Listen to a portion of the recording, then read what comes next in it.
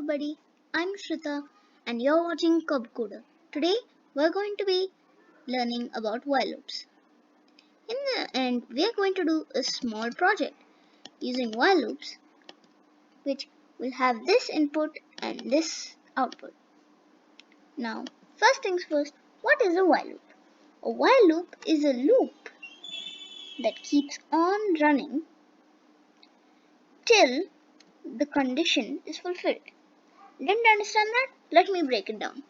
So let's say we had a W V which was equal to 10. Now obviously first we have to learn the while loop syntax.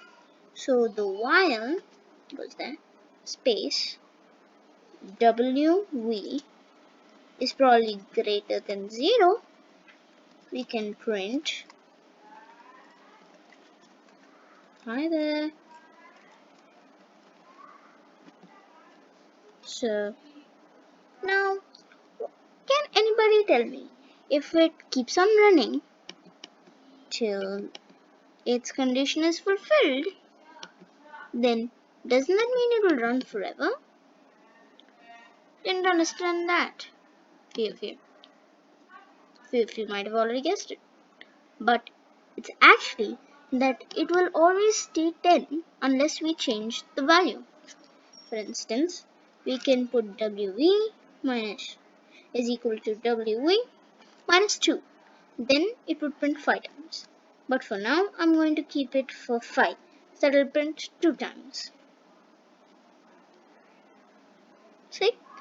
What if I change this to 1? 10. So this is how the while loop works. Now, let's try that project. Perfecto. So, this is the code that was used for this project. Now, how does this work? It'll take in a number of things. Let's say 5. It'll ask the price 5 times. I'm going to give 12 because for all of them, because I know 12 5s are 60, so it should print 60. Now, how does this work? Here, first it'll take WV as number of things, which we've seen here. And there's a variable declared which has the value of 0. And then it is printed at the end. Now, why is it printed at the end? Let's see the while loop and figure it out.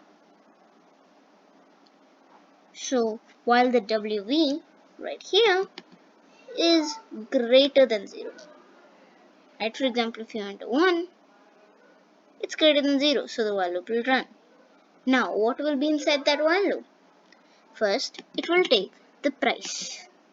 Then, it will change n into n, which is right now 0, plus p. Let's say we entered 12.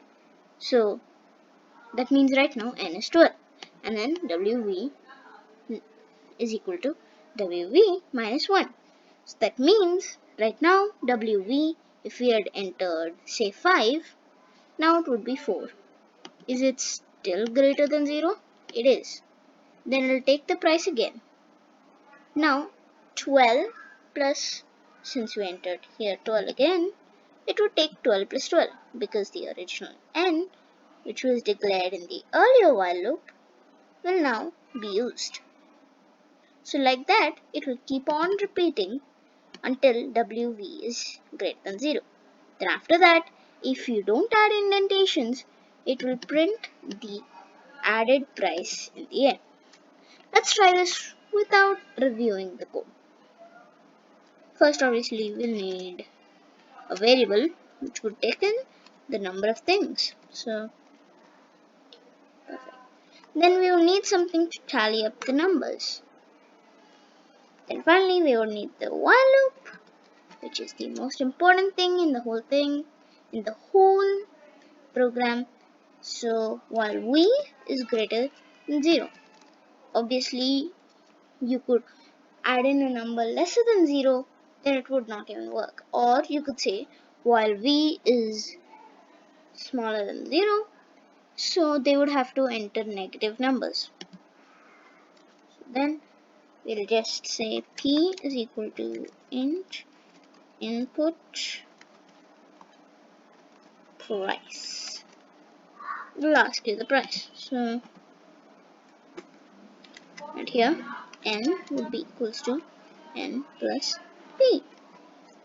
Then V would be equal to V minus 1, because if we don't do that, the while loop will run forever. And finally, in the end, we can print N. Okay, let's try this program out. Let's do the same thing we did for the last one. It's a bit more neat that I've noticed.